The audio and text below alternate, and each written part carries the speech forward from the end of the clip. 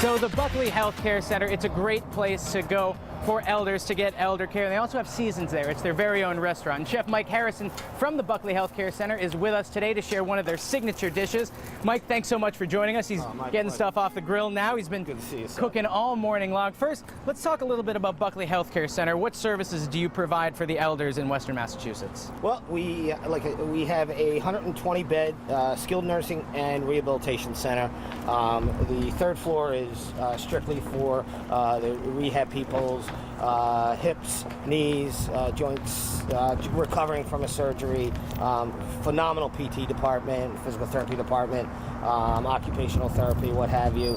And what we have that normal centers like this don't have, we have a restaurant. It's called Seasons. Seasons Restaurant. It's on the first floor. We have a rotating menu, which consists every 2 weeks. It changes out. 2 soups, 3 appetizers, 3 entrees, 3 sandwiches, 3 desserts, and everything from tuna steaks to strip steak. And it's healthy food for your residents, which is really the most important thing. So what are we doing today? I see lots of different veggies, but you were telling me each vegetable has a different marinade on it. Yeah. What I did here is I took some roasted red pepper, some Italian eggplant, some zucchini. The zucchini is marinated in a little mint and olive oil. The eggplant is marinated in a little garlic, basil and olive oil, and the red peppers, a little red pepper flake, garlic and olive oil. So the red pepper has a little bit of a kick to it. A little bit of a kick, but the grill always takes, when you're using spices, the grill's always going to take a lot of that kick out. Definitely. Which is real nice. And then we're going to serve it with a little mozzarella. A little fresh mozzarella. We actually served this last night at our birthday dinner. And that's what you do every month. You have a birthday night for people whose birthday's in that specific month, so everybody can really come together. It's a community feel. Yeah, we want to get residents out of their rooms, down into the mainstream, and because guess what? Socialization is all part of everybody's life. Exactly. And we really we pride ourselves on moving throughout the facility like it's their home. And now you really get people moving too, because outside you have an herb garden that people can work on. Now these might not be necessarily the same herbs, but people can get out and they can work in the herb garden and maybe get into some of the food. Yeah, we have a phenomenal activities department. A young lady named Janet Ribeye, who's been there for almost 30 years, and she actually started this tomato garden that has fresh basil, fresh chives, things that we can either use as garnish or to complement the dishes out there. Now, Mike, we're going to put a ribeye on the grill next, but before you do it, you have some tips for us, because it can be better. It can always be better. Absolutely. I always say the night before, a little salt and pepper. So it's like a marinade, but do it the night before. Absolutely. When you're getting a good cut of meat, you can't just throw it away. Right, but you don't want to throw a bunch of, these marinades out of the bottles and stuff like that. You've already spent the money on a great cut of meat. You got to let the meat do the talking. Yeah, absolutely. And then the other thing is pull it out of the fridge about 45 minutes before you cook it, so it gets to a nice room temperature. It's going to help you cook evenly. I'm going to throw these on the grill now just to start it up. Perfect. All right. Well, Mike, we're going to check in with you later. Roughly how long do those on the grill for?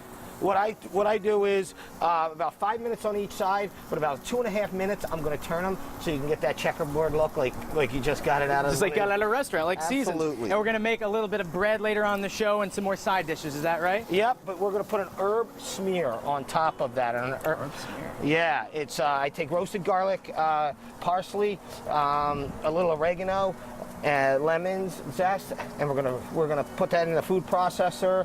Well, we'll check back in on that a little bit later in the show. We're doing so with Chef Mike Harrison from Buckley's Healthcare Center. Mike, thanks for sticking around. My pleasure, my pleasure. Now, the grill right now is really coming alive. We took some of the vegetables off.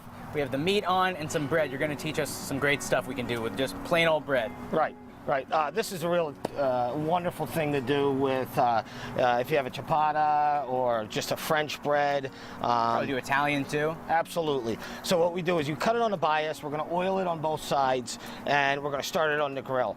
You want to char it. You're talking about 2 minutes on the grill, and then when we flip it, we're going to put this gorgonzola spread over the top.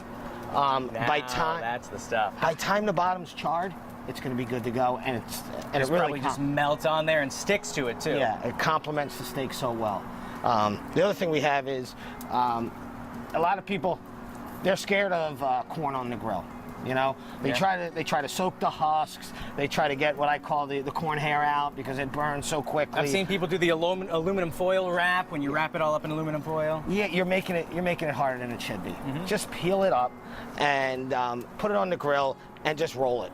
Roll it so it never stays in one spot too long. So you have to be a little bit vigilant about it, but as long as you're around, don't be afraid of it. Absolutely not. Absolutely not. And the other thing then, when that comes off the grill, I made a Chipotle butter. Chipotle butter is a nice... Is that over here? This is right here. The Chipotle butter's over here. Let's show everybody that because that looks tremendous. How do you do it? Okay. What I did is, you want to I took about 6 ounces of butter out of the fridge, let it set.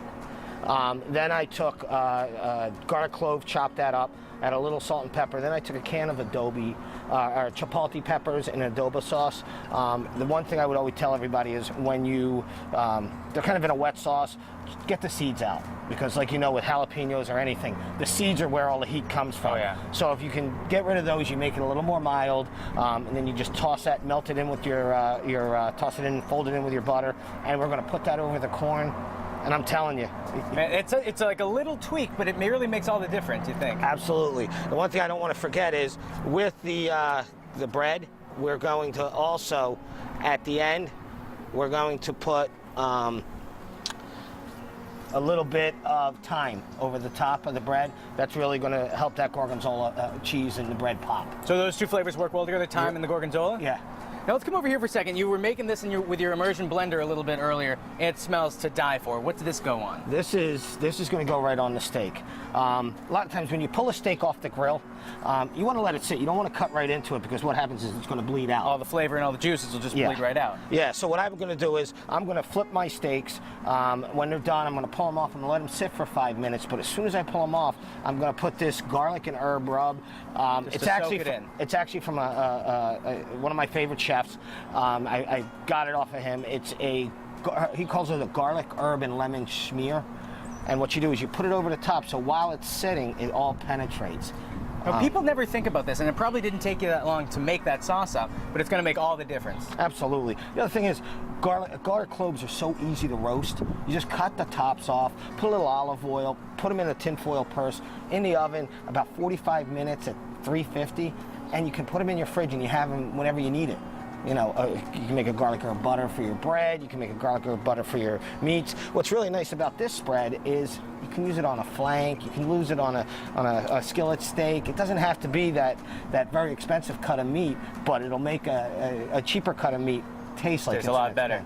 Now, Mike, we're outside grilling because this week it's Father's Day week, and you know, dads love to head outside and grill, women too. And now you're doing something great and special for Father's Day for everyone at Buckley Healthcare Center. Yeah. What we do is we're going to do, I got fingerling potatoes in. We're going to do a special Swedish fingerling potato salad. We're going to do some rolled up flank steak with mozzarella and spinach. We'll do that on the grill. And then, you know, Dad loves apple pie, so my baker's going to be making some fresh apple pies for the gentleman. It's a whole meal. Absolutely. Well, Mike, we're a little short on time. I don't know if we're going to get done with that bread, but I got to tell you, I want to taste one. I want to see this butter sprayed on it. Can we pull one out and do it? Absolutely. Excellent. All right, I'll grab you a plate. See what we can do here. How about this one? And so once again, just to reiterate, we have the vegetables grilled with 3 different marinades, and all this is going to be on our website, mymassappeal.com. Later today, they click on Taste Appeal to get there. And now this butter, again, it's thyme on top that you're sprinkling right now. This is just a gorgonzola spread with a little bit of butter to soften it up. I don't want you to hurt yourself. That's okay. It's a little hot. When it comes to free bread, I will eat it all day, and I don't care if I hurt myself. And now, Mike, once again, Buckley Healthcare Center. It's a great facility for elders. Tell us a little bit more about it. Well, we're located on 95 Laurel Street in Greenfield, Massachusetts, up on the hill right near the fairground.